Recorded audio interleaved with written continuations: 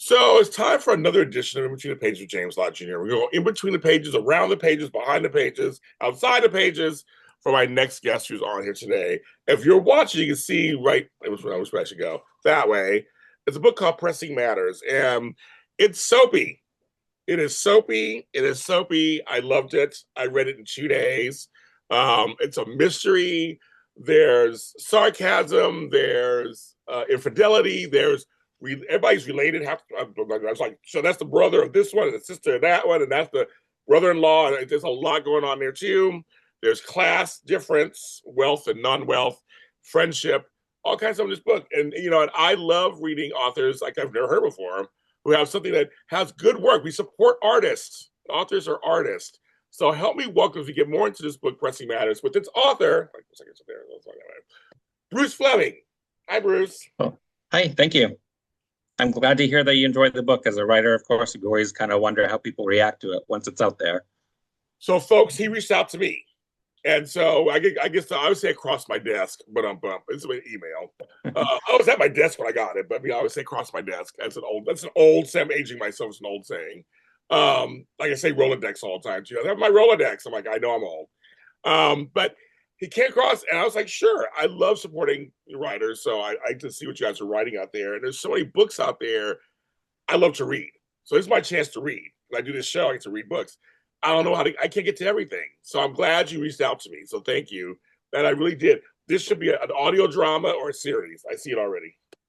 Yeah, I definitely wrote it like a television style. That was my thought, like each chapter being sets of scenes between commercial breaks. Yes. That was kind of how I was going.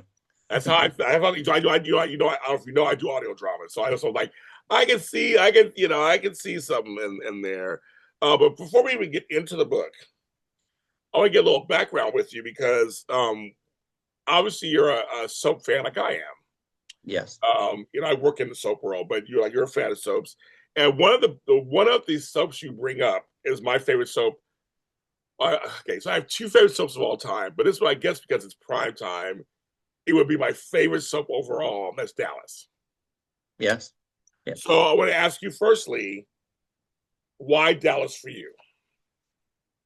I just remember a little bit after the fact, but the whole hoopla of who shot JR and how it just pretty much captivated everybody in the country and they couldn't wait to like watch the next episode. So I just always thought that was really cool if you could be able to do that and get an audience kind of engaged to that length that they did back then. I know with, all the different options for TV and so on now, it's a lot harder, but it was just cool. Like so many people were just dying to find out who it was that shot JR. I was there. I had a T-shirt. I had a tree. Yeah. It had all the people that could have shot him. I thought it was Sue Ellen. I was wrong. Oh, spoiler, folks! You watched it 40 years ago. It was Kristen. Kristen, you shot Jr. Yeah. I'm a big fan. My brother and I are both big fans. I do a Dallas after show on this channel, of course. I talk about all kinds of stuff with Dallas. And I met Linda Gray, and she was just like one of the nicest. She called me sweetie and honey and held my hand. Oh, nice. I wanted to cry. She's super tall, totally statuesque. For me, Dallas, it was JR, it was Bobby, it was Pam, it was the characters, it was larger than life. I never knew what Dallas. I had been to Dallas at that point in my life. I've been to Dallas since then, but I'd never been to Dallas in my life. It's this huge South Fork, and literally, it was this drama that every week you couldn't wait to watch it the next week. Yep. I kind of miss those days without spoilers and without everybody, online saying what's going to happen on what day. I wish it could go back to that, but. Well, you also mentioned, I actually have to ask you, did you like the continuation, TNT? Yes, I have seen that, and I did enjoy that. Yeah, I thought it was well done. Okay, very good. The next thing you bring up is another great show that I loved, and they're bringing it back apparently, Melrose Place. Yes. Yeah, I was more of a Sydney fan, although me too, Sydney, that was my girl. Yeah, yeah, I just liked her because she was always the schemer, but she never really tended to be mean, I don't think, but everything always backfired on her, and I just kind of felt bad for her. So one Halloween, I was living in San Francisco at the time. Me and my two friends were the three wives of Michael Mancini. We had the same outfits on, but one was Jane, one was Kimberly, and I was Sydney. Yeah. I had a burgundy. I mean, it was a whole. It was. I was a big Sydney fan also. So I love. We have Meryl's Place Money. Money's our bitch. We had it in our house. People come over and watch it. It was such a. And I just again, we don't have that anymore, do we? It's like that's gone. Right. Yeah, I like I said, I miss those days. There was definitely the height of the time with Dallas and Dynasty and Melrose Place. Even Desperate Housewives. I would say that's another one that came a little later that Yeah. everybody we watched on Sunday nights. We all talk about on Monday. Like it's like we don't have that much on the television anymore. Now we have really no nighttime official soaps. Everything's a soap opera esque, Right. like Grey's Anatomy and all that. We have 5 soaps now on daytime. Are you watching any daytime stuff? Yeah, I watch CBS mostly. I love the new one, Beyond the Gates. I watch that every day. Yes. YNR, B&B, I kind of float in and out of mostly. Which you can. I got this in a boat view with people because I work with them. Those shows you can kind of go out. But Beyond the Gates is the ball right now. So, folks, you know what that is? It's a new soap opera on the first one in 25 years, period. And it's on CBS at 1 o'clock. Well, for us, it's at 1 o'clock in LA. I don't know what time it's on for you guys. It's 2 o'clock here. It's like that, yeah. Time. So it's my friend Michelle Valjean created that. So I'm very excited about that. It's really good. Do you think soaps will always I mean, we know that it's permeated into other things, but do you think actual soaps will always be here? I think they will be in some form or another. Maybe not always necessarily on TV, but now that they're doing podcasts and so on, I think it'll end up, continuing in some way. And I hope it does. There's definitely an audience out there for it. Which leads into, is that how to segue into the book? What made you decide to write? I'm calling it a soap opera book. What made you decide to write a soap opera book?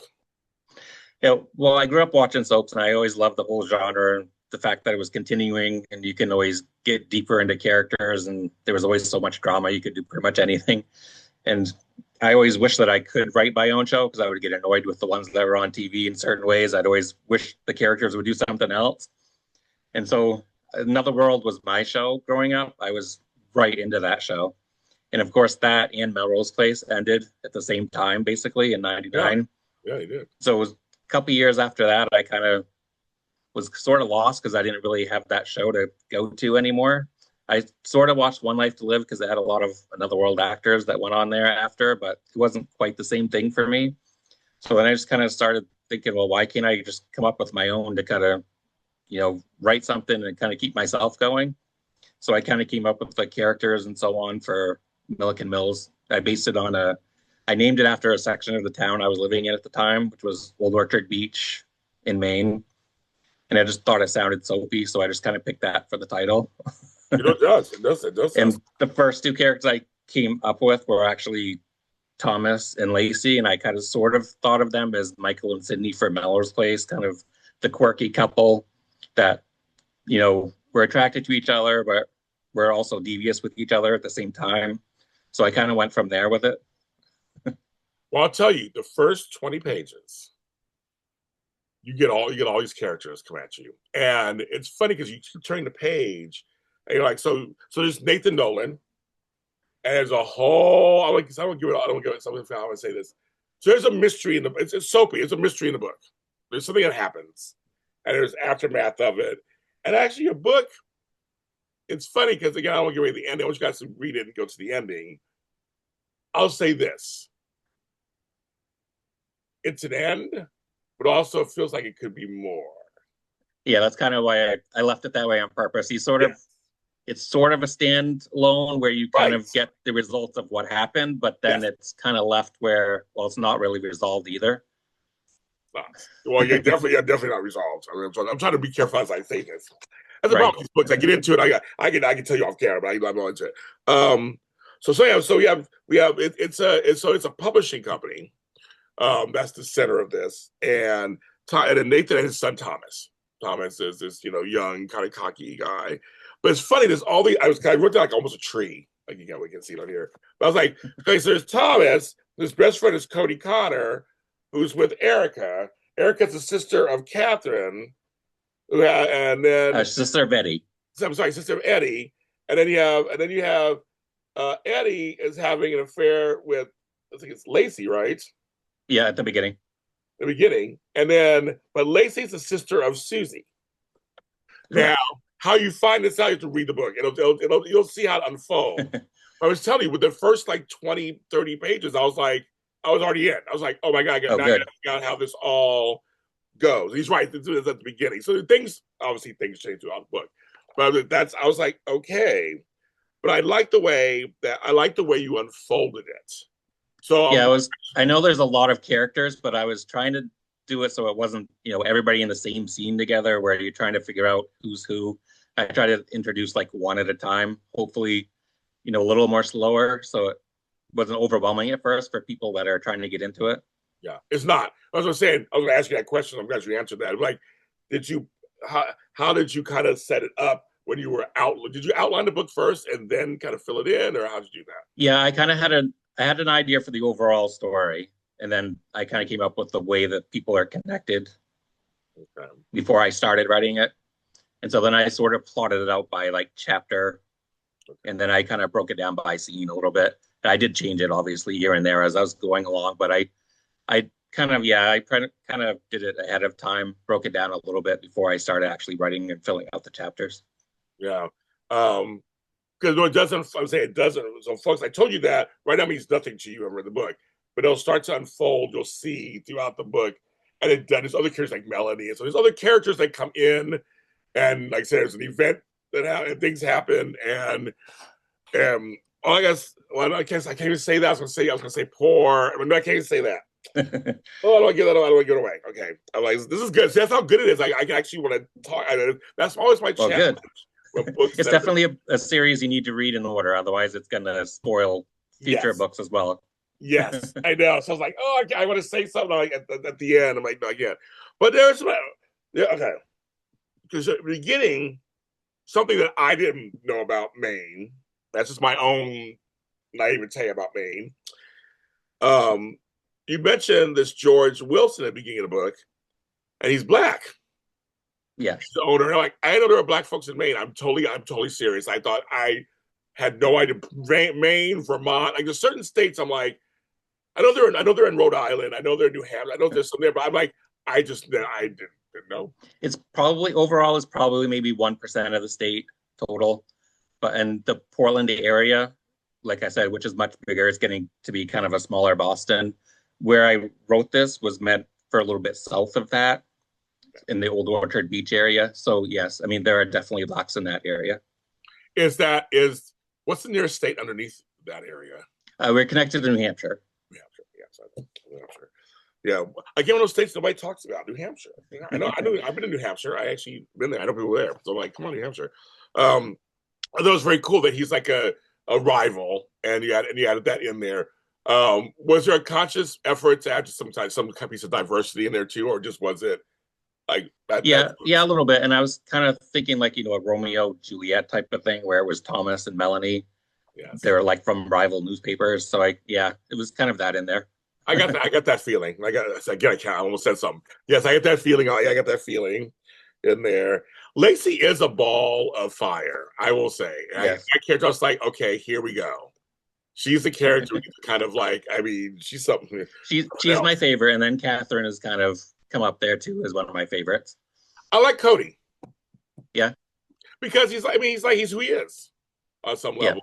And when you first meet him, I don't mind giving this away. When you first meet him, you're introduced to Thomas first, and he's going to see Cody. So and his driver or whatever. So you get like this, you get this like air of attitude as they're going there. But you're not going to another rich person's place. He's I'm like, right. it's always that you start getting that feeling about how they tease each other. It's like, oh, okay, so there's this friendship from a long time ago that's still in there. You invite him to this big party. That's a big thing happening too. That I thought, oh, that's very cool. And I actually ended up kind of liking Cody throughout the series. So since I said series, here I go. I'm already naming it, manifesting it. Uh, I like Tim also because I like. Of course, I didn't like Thomas. Of course, I don't like him. But I kind of I like Cody. Yeah, he's more of the straight and narrow kind of good guy that's not really into any of the drama for the most part. He tries to stay out of it. And him and Erica, I kind of try to ground them as like the stable couple I compared to everybody else. saw that because oh my god, No, I can't say anything. Yeah, yeah. Throughout the book, I was like, oh, okay. That's when I say something there too. See, folks, you have to read this book. I'm trying to tell you guys, it's like it's a nice read, you guys. Really, it's like it's a great summer read for me, especially because like if you want to travel, go by the beach, sit back, get you a cocktail, and you'll enjoy the story. Yeah, it's just meant to be like a fun kind of campy book, nothing too Yeah, serious. Just enjoy yeah, yourself and read a book. yeah. But I mean, but here's the thing. So, but writing a mystery isn't always easy, right? So, people think they can write one, and we saw some more soap operas they can't. Um, but for you, I would say so. For you doing a mystery, it's not just a question. I don't think I've ever asked this of any mystery writer who's done this. Did you know who do you know the guilty person? I like it away. The guilty person was when you thought up the mystery. Not initially. I knew what the mystery was going to be, but of which character at the end, no. You didn't know. Not really. Well, I had a couple in mind, and then I wanted to do future books, so I kind of tried to figure out how I could relay it so it can keep going well, I'm very without like curious for ruining the that next book. character. I'm curious What's because that? there's two endings. Well, there's an ending and then there's a thing. So there's two things. You'll have two questions, especially at the end. So I am very curious for your next book you write, how you lay the Yeah, next. I'm actually already 4 books in. They are Oh my god! available. But they're all Yep. available. Wait a minute, you didn't tell me all Yeah. that. Oh my god! I need the next one then. My goodness, I didn't know that. Yeah, the next one is titled Last Will and Punishment, Good, and very good it title. is available through Amazon as the others, but you can also go to millikenmills.com and there's a link to it that way. Now I want to read the next one. I did not know that. Okay, so I got to read the next one, folks, and then we'll have them back on, and we'll do the next one. Um, but for you, so what writing a mystery was that? Is that easy? Was that easy part of the book? Was that a harder part of the book? Um, how was that writing the actual mystery? The leading up to the mystery I thought was kind of easy just because like I said I've watched soaps forever, so I kind of know the genre in that sense of how to build up the mystery with multiple characters and so on. The reveal of it was a little more harder for me. I know I kind of went a little quicker and kind of skipped over a little bit so it didn't drag out too long because I didn't want it to drag out forever. I kind of wanted to get that part done and then kind of move on with the other characters and keep going. So that's why I kind of left a little bit of a twist with who it was or who it wasn't. Did so? Okay, so how to phrase this?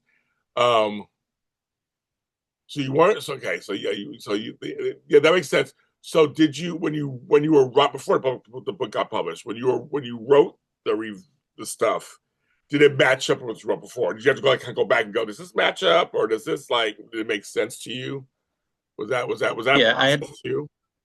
I kind of had to reread a lot Yeah, as I was doing it to remember what I put in and what I didn't put in, and because of course, like I'd take stuff out or add stuff in later. So yeah, definitely continuity was the thing. I had to start from the beginning and read all the way through to make sure it lined up right, yeah. and I had to add in some additional stuff because I ended up skipping over as Okay, far as a new reader, okay. coming in wouldn't understand, so I'd had to add in a little bit more detail here and there to make it like flesh it out better.